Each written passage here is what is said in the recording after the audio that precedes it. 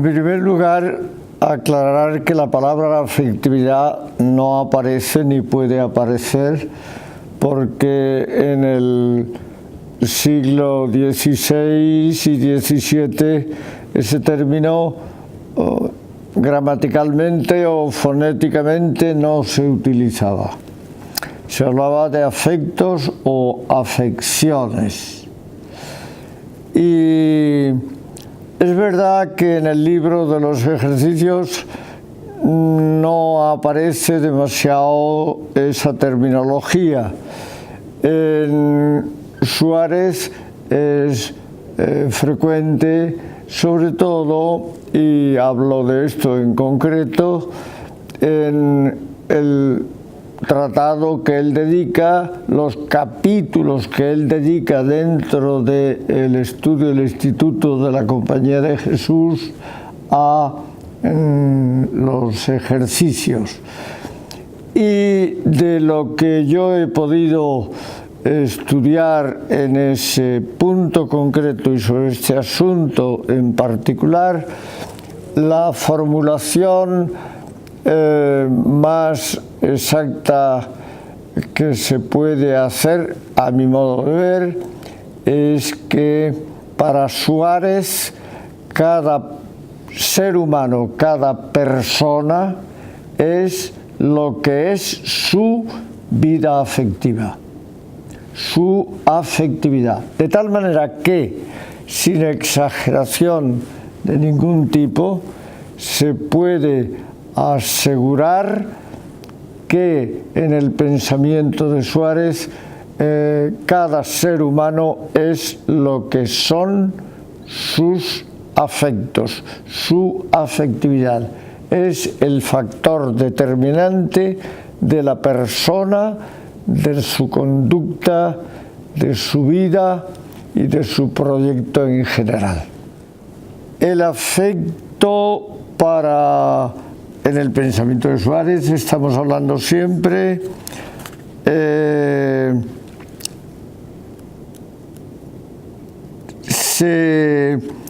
es una pasión. Por tanto, según el estudio de las pasiones en Suárez, a lo que dedica un tratado completo y sumamente bien elaborado y documentado, la pasión juegan el papel determinante dos componentes que son la pasividad y la totalidad. Pasividad, porque no es algo que yo decido o que yo quiero, eso es la voluntad, eso no es la afectividad. La afectividad tiene un plus sobre el querer, el pretender, el proponer, el desear. Y ese plus es la pasividad en el sentido de sentirse atraído, algo que tira de mí. Ese factor es capital y no nos acabamos de dar cuenta de él, y mucho menos de la actualidad que eso tiene en este momento. Y el otro factor, he dicho el primero, la pasividad, y el segundo, la totalidad. Es una pasividad que totaliza mi vida. Cuando se dan estos dos componentes en un ser humano, a juicio de Suárez y según lo que se puede analizar en psicología y en antropología y en la conducta de las personas, una persona que tiene su pasividad centrada en una realidad que totaliza su vida, esa persona tiene una afectividad. Por ejemplo, es un factor determinante de la afectividad el dinero, el capital. la riqueza, otro es el poder, otro es el honor, la fama, la importancia, otro puede ser una persona, otro puede ser pues tantas motivaciones y tantos hechos o realidades. Ahora, esto es capital y San Ignacio pensó los ejercicios para cambiar la afectividad y la totalidad que abarca y determina el comportamiento de una persona. Es el principio hermenéutico determinante de nuestra visión de la vida, de las personas, de las situaciones y de las cosas, y es el componente o la fuerza igualmente determinante de la conducta.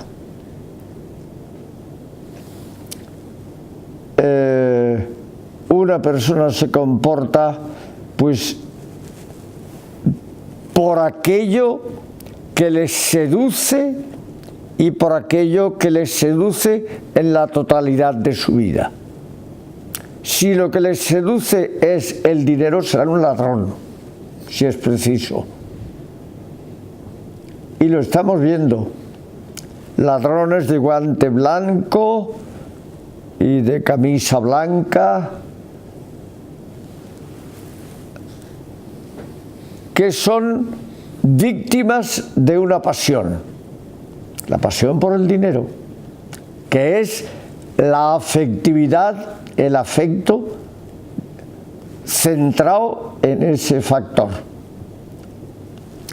Y esto, por otra parte, después lo voy a explicar detenidamente, en el Evangelio está clarísimo. El relato famoso del joven rico: cumple los mandamientos, los cumplo todos. Ah, muy bien, pues entonces te falta una cosa. Pues, ¿qué me falta?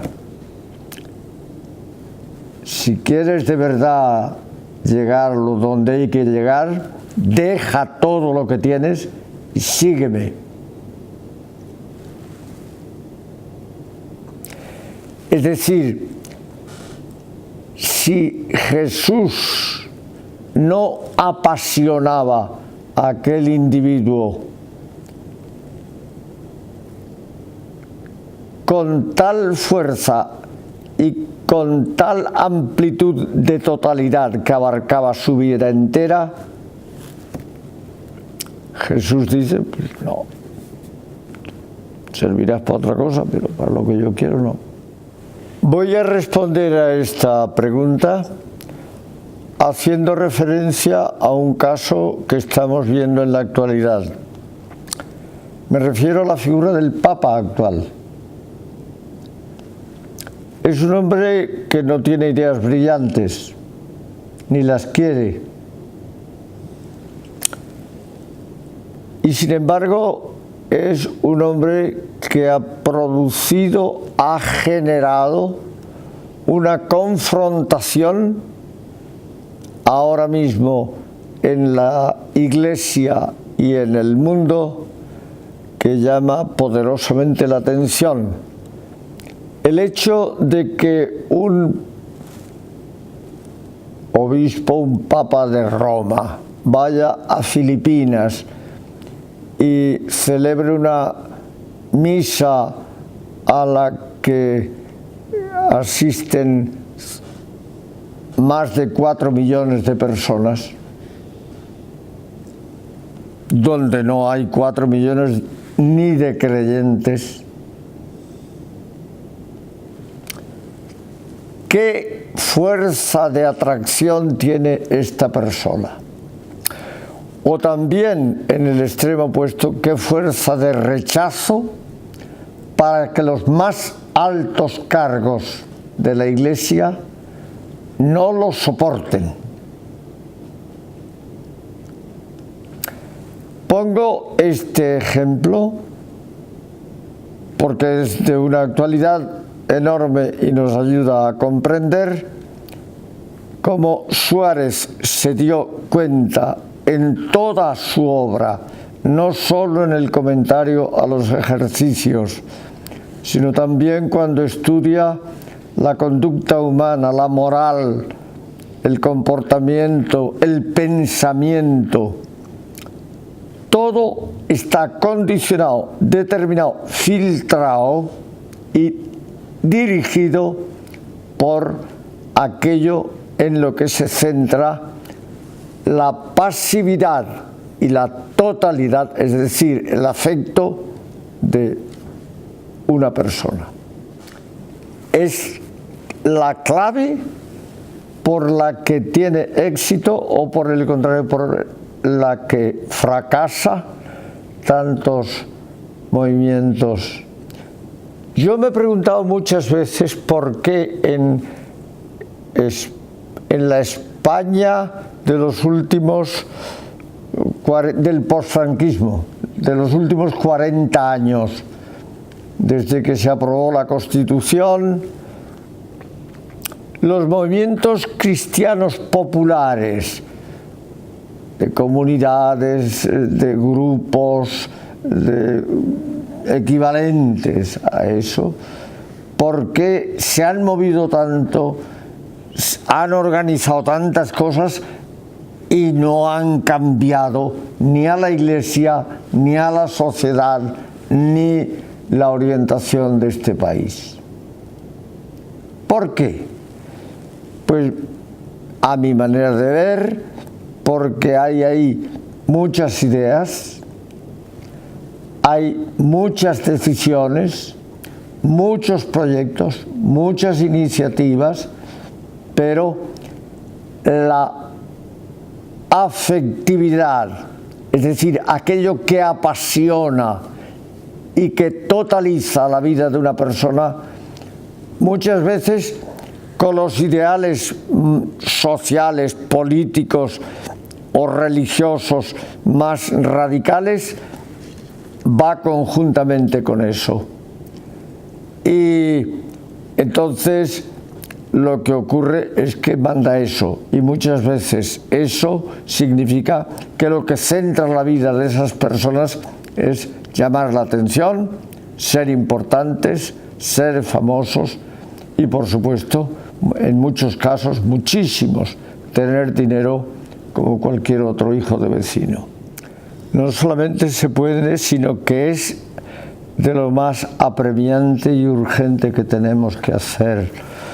Por una razón, la cultura está evolucionando en el sentido de que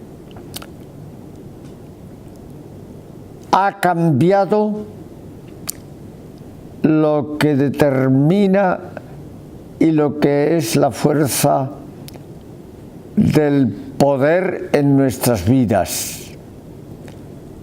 El poder coactivo ha sido suplantado por el poder seductivo. La coacción ha sido suplantada y en su lugar se ha colocado la seducción. Lo que manda en nuestras vidas es lo que nos seduce. La publicidad, la economía, todo está minuciosamente estudiado y estamos totalmente controlados, porque las nuevas tecnologías de la información están pensadas para eso, para controlarnos, y de facto estamos controlados totalmente, y al mismo tiempo esas personas controladas nos creemos ser enteramente libres, cuando en realidad lo que nos seduce no lo que nos asusta, sino lo que nos seduce es lo que manda en nuestras vidas. Yo veo que esto es de una actualidad apremiante y no caemos en la cuenta. Cuando yo voy en un autobús y de las 40 personas que van en el autobús, 30 por lo menos van con el móvil saciando su curiosidad o comunicándose yo que sé con qué o con quién o para qué o cómo, y sin embargo al que tienen al lado no le hacen caso, pues entonces lo que manda en esas vidas es la tecnología y la seducción que a través de ellas se les propone, y no ya la amistad, la necesidad del otro, la situación que vivimos, y mucho menos para qué la situación que puedan vivir ahora en Centroamérica o en Sudán, donde la gente se muere de hambre, de miseria y de carencias. Me parece que esto es tan fuerte, tan determinante, tan actual, tan apremiante, que no entiendo cómo ni por qué ponemos toda la atención en la tecnología y no la ponemos en lo que de verdad determina nuestras vidas, que es la afectividad.